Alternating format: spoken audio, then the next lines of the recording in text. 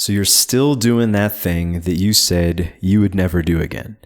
You summoned your willpower. You set up good habits, and maybe you were even consistent for a bit. But then you backslid to a place you've probably been many times before, wondering how you ended up here yet again. And this is because you have misdiagnosed your problem. Willpower is important, and habits are super important, but they are both downstream from your real problem. Your real problem, the reason why you keep giving in to temptations over and over again, is your identity. Your identity, what Jung called persona, developed when you were really young to fit a certain set of circumstances. And it knows that if you were to actually drop your bad habits forever and create new ones, your life circumstances would have to change, and it would basically be obsolete. So it works behind the scenes to ensure it keeps its job by running what's called a game. So if you want to stop giving into temptations forever, and I really mean forever to the point where you can't backslide because those temptations aren't there anymore, you have to change your identity, which means you have to break the game. If you struggle with temptations, you've probably found yourself in this 3-step cycle. Step 1, resolve to never do that thing again. Step 2, give in anyway. And step 3, feel ashamed, feel like crap, berate yourself. Go back to step 1, rinse and repeat. And you probably think the issue is with step 2. That makes a lot of sense. That is the behavior you're trying to prevent. A lot of the well-intentioned advice out there tells you to focus deeper on step 1.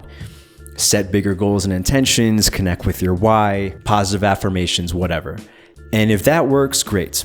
But I have not seen that work sustainably for anyone actually battling with temptations. This might sound crazy, but the thing that's actually keeping you in this cycle is step 3. This repeating cycle is what Dr. Eric Berne, the founder of transactional analysis, would call a game, and step 3 is the payoff of the game. A game in transactional analysis is an ongoing series of transactions progressing to an ulterior but predictable outcome. This is from the book The Games We Play, 1964, which was very influential on many of the first big mainstream self-help people of the 60s and 70s that you may not have heard of, but who were very influential on the self-help influencers of the 80s and 90s that you probably are familiar with. The idea behind transactional analysis is that we each have 3 ego states. The first one, the one that we're born with, is your child state.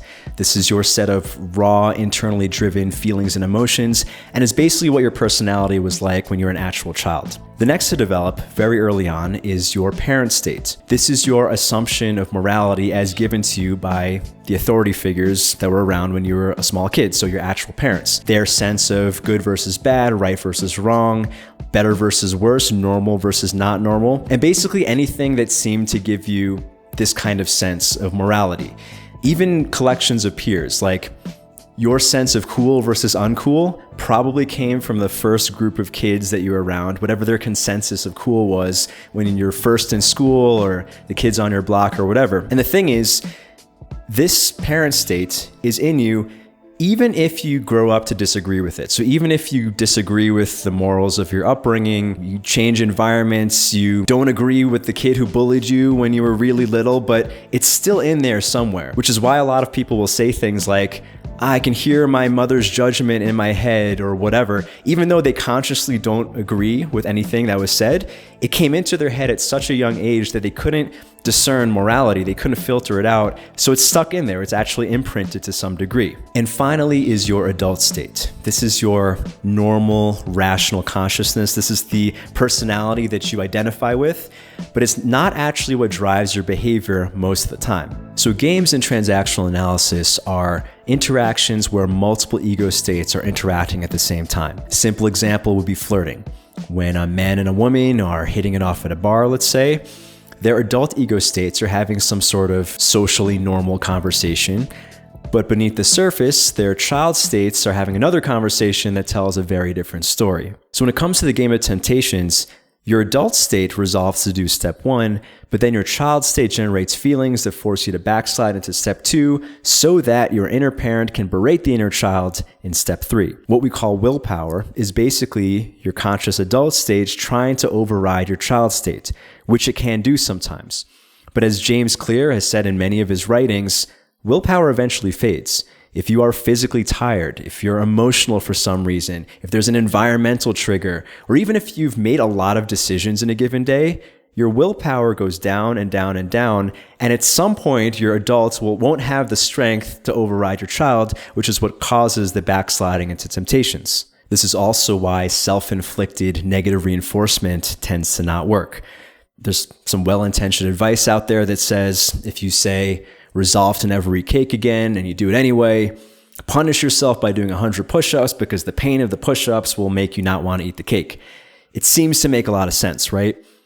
But one, if you had the discipline to follow through on the punishment, you probably had the discipline not to eat the cake in the first place. And two, based on the transactional analysis theory of games, the beratement, the punishment might actually be the payoff that your inner child and parent is seeking, because even though it makes no sense to your adult consciousness, even though it's not what you want, it feels bad, your parent and child ego states are actually getting what they want, because what they care about and what your identity cares about is that things remain the same, that things stay familiar. Because at the most primal level of your being, everything is trying to maintain homeostasis. Everything is trying to keep things within a familiar range. You get too cold, you shiver to warm up. You get too hot, you sweat to cool down. Your body knows that there are these certain familiar ranges where everything remains safe. And your emotions work exactly the same way. When you were really young, your limbic brain basically mapped out all of your significant relationships to figure out where you fit in. So whatever was familiar when you were really young becomes normalized into your adulthood, such as your perceived status relative to other people, the way you express certain emotions, anger, joy, love, and even behavioral traits such as your sense of courage, your sense of humor, your sense of discipline and follow through, even your sense of success. And all of these things together make up your identity. It's kind of like a stable internal ecosystem. And since certainty means survival, your identity tries to maintain itself even at the expense of your own happiness. We can observe this pretty easily in romantic relationships.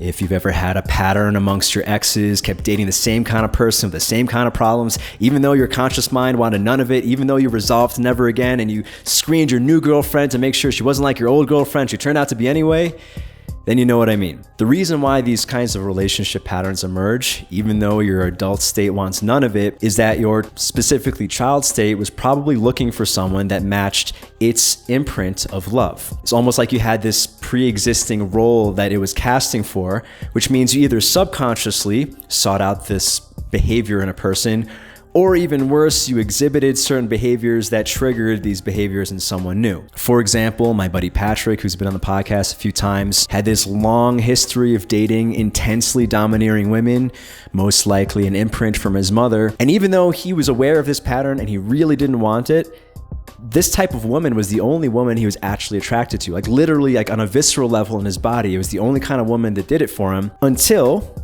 he learned how to change his identity, change his internal relationships, and then almost all of a sudden, this type of woman didn't arouse him anymore. Because while your adult state can exercise willpower and maybe veto the child state's feelings at times, it can't force it to change rationally, right? The child's feelings are its feelings, and it shows up in our sexual desires, various kinds of physical urges that are in a different realm than our conscious thoughts. And this is what drives behavior. So when it comes to your identity, when it comes to, say, giving into temptations, if your identity built itself around, say, mediocre circumstances, it's going to generate feelings to keep you in that range. It's going to generate feelings that no matter what you consciously do to change your circumstances, is going to find some way to bring you back down to what's familiar.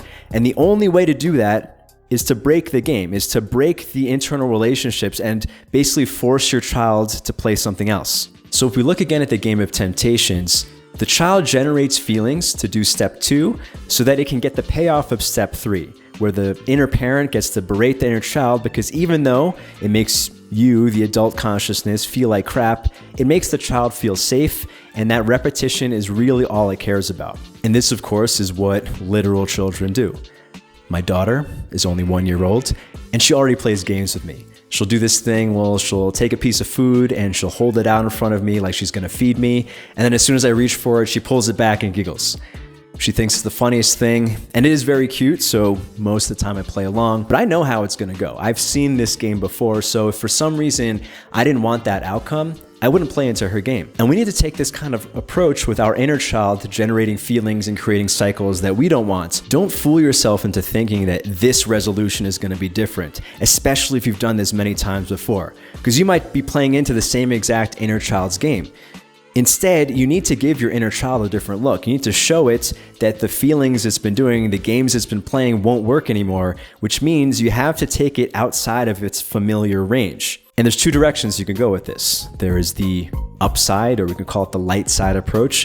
And there's the downside or the dark side approach. And which one appeals to you depends on what kind of person you are, but I will go over both of them. So the light side approach is if you've identified that on some internal level, you are repeating this cycle, you keep giving into temptations for the payoff of self-berating, for your inner child's payoff of self-berating, stop doing that.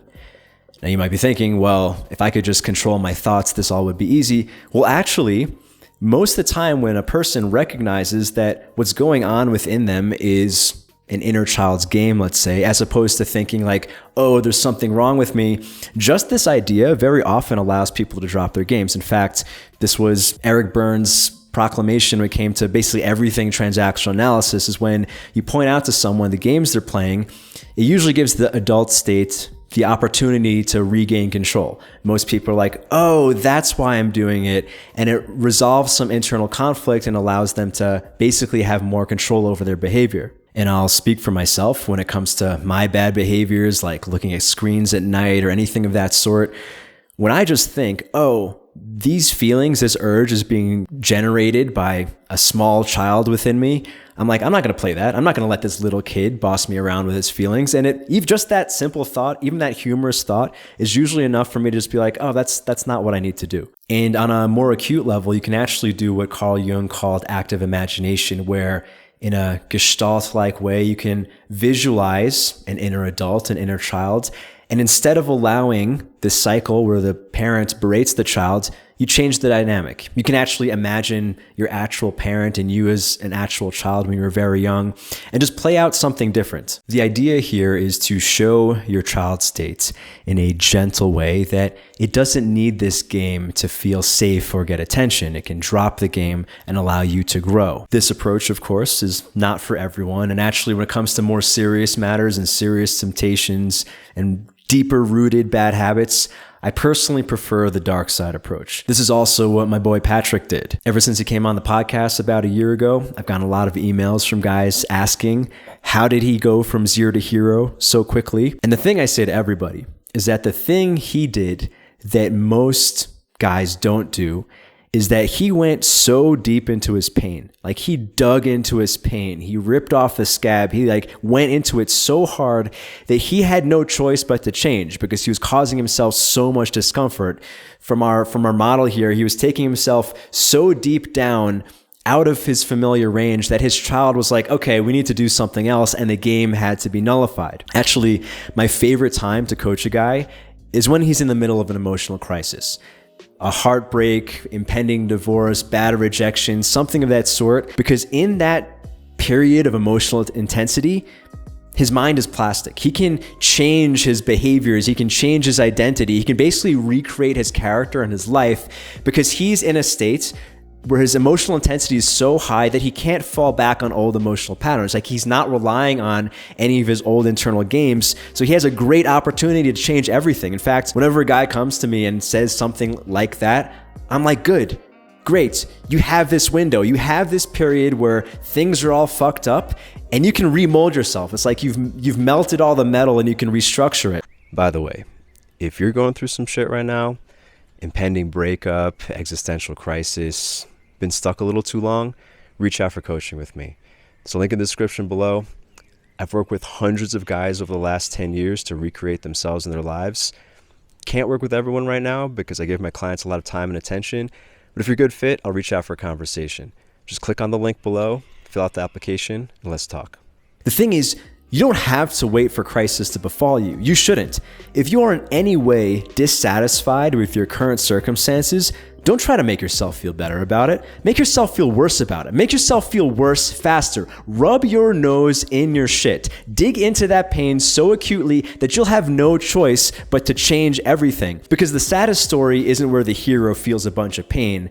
The saddest story is the one where the protagonist never really becomes a hero because he's able to tolerate his mediocrity long enough to be too old to do anything about it. Because you're going to have to feel all of these feelings anyway.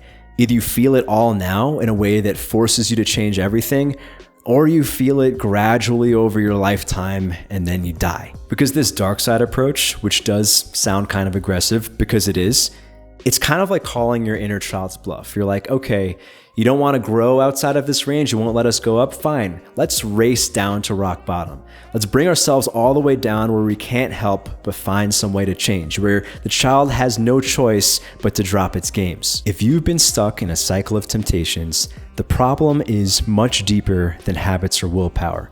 Those things are important, but they're both downstream from what's really important, your identity and the games it's playing. If you want to change that, you have to take yourself out of your familiar range. You have to break the game. And if you do that, you will stop giving into temptations forever.